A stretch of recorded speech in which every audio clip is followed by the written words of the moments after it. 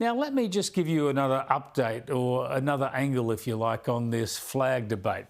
As you know, Jacinta Price joined us last night on the program, and she condemned the Greens leader Adam Bandt as disrespectful for refusing to stand in front of the Australian flag, for rejecting the flag of Australia, a country whose parliament he sits in, a country that pays his wages, and choosing instead to stand in front of the Aboriginal and Torres Strait Islander flags.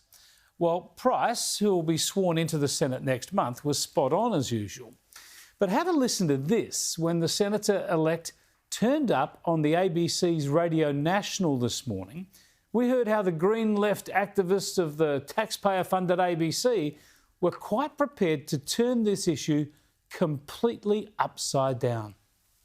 Just on the flag issue and you know, you raising your objections to the Greens not standing in front of the Australian flag, Peter Dutton, your leader, doesn't seem, in my observation of his press conferences, to stand in front of the Aboriginal or Torres Strait Islander flags. Should he be? We're Australian. We all come under one flag. That flag actually represents each and every one of us, undivided, as one country. Yeah, the flag, the Australian flag, is for all of us. But hang on. At the ABC then, it's no longer about respecting the national flag, but it's about the Aboriginal and Torres Strait Islander flags.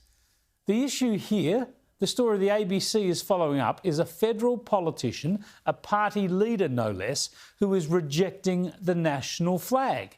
Rejecting the national flag. But the ABC tries to make it now about something else. The host, Patricia, Karvelas, seems to be saying now that you can't use the Australian flag unless you use two other flags as well. If we look like a nation that's divided, we certainly look weak. No, but Anthony Albanese stands in front of all three. Out of all the leaders, we've got Peter Dutton standing in front of just the Australian flag, with respect.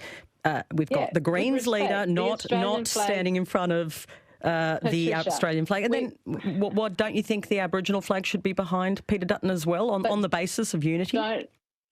Don't you think that the Australian flag also encaptures Indigenous Australians? That's what it's about, bringing us together, unified. Well said, Jacinta Price. Can't wait till she hits the Senate. But what about the ABC?